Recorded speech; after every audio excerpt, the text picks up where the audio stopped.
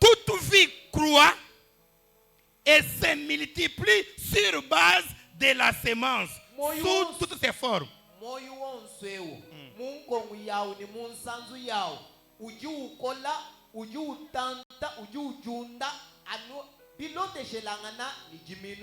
Ici, je comprends. On peut avoir la semence la première fois, mais il faut avoir la semence la deuxième fois pour la croissance, pour le développement. Tu as eu la semence, tu es venu au monde. Mais il faut encore avoir une autre semence.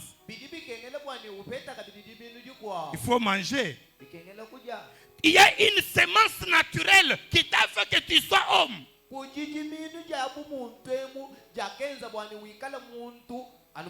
Tu as besoin d'une autre semence.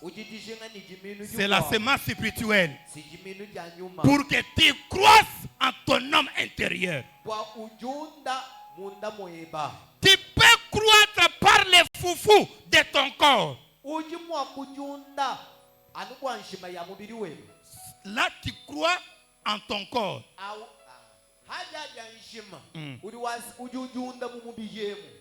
Mais il faut une autre semence pour la croissance spirituelle. Venez, nous sommes là. Venez encore. Amen. Ça, c'est l'introduction. Maintenant, bien-aimés dans le Seigneur, après avoir présenté les rôles, l'importance de la semence,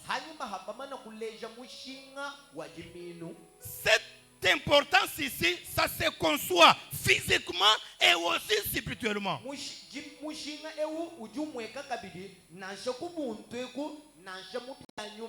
Amen. Maintenant, je vous fais découvrir certaines vérités ou certaines leçons cachées sur la vie de la semence.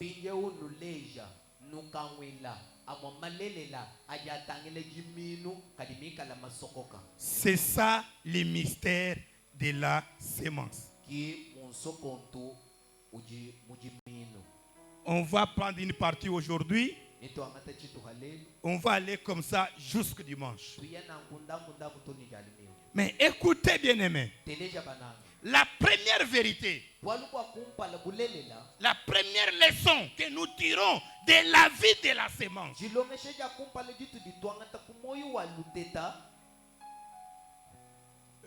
je sais, je vais revenir, mais permettez que je vous dise ceci. Quand nous parlons de la semence, nous faisons allusion à la vie de l'homme, ce qu'il est, ce qu'il a, ce qu'il fait. Ok?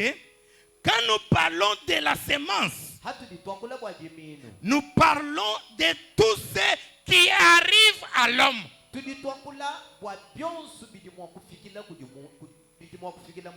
ce qui arrive à l'homme vient de trois sources.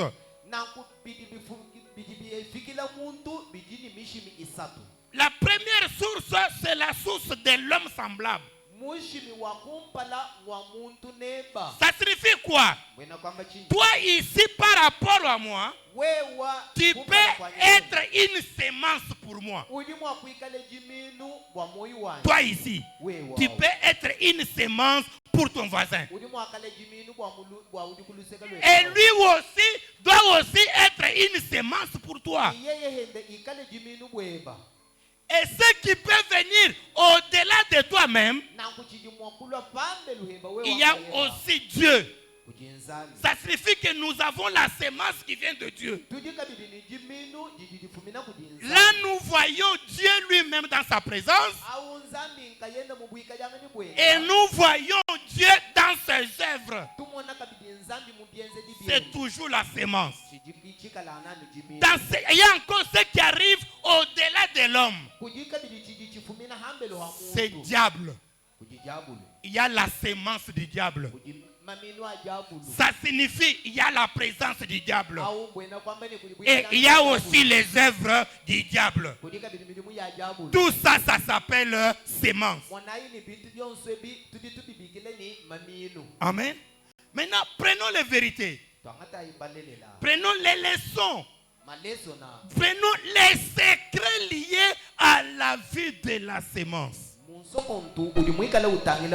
Que ça soit comme toi, par les autres, oui, suivez ce qu'il y a comme vérité. La première vérité aujourd'hui, la sémence est la volonté de Dieu pour lui-même et pour l'homme.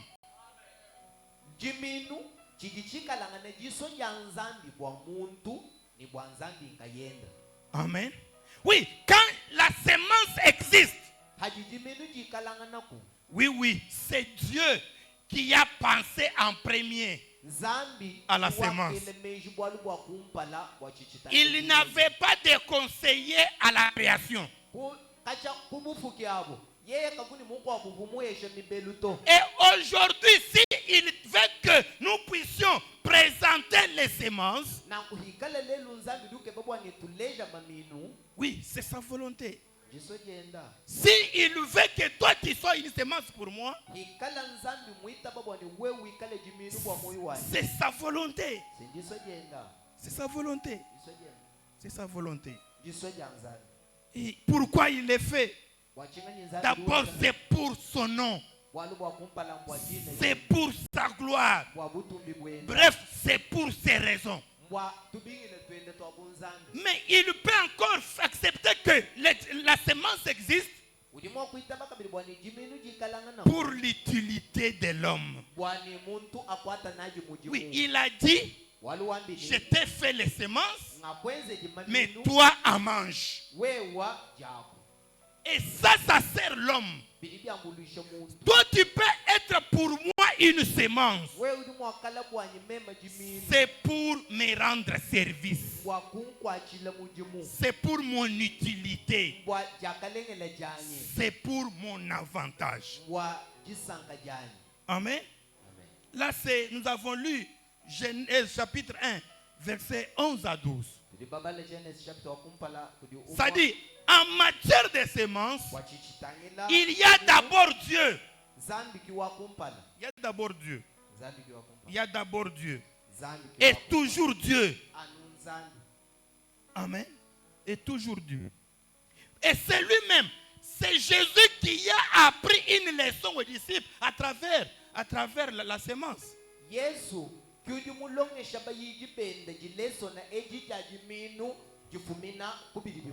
Ce n'est pas Pierre qui était plus âgé que Jésus. C'est Dieu qui connaît l'importance de la sémence. Si tu veux que Dieu te rende sémence, oui, allez toquer chez lui parce qu'il sait l'utilité de la sémence. Amen. Et il dit même à la fin, Dieu vit que c'était bon.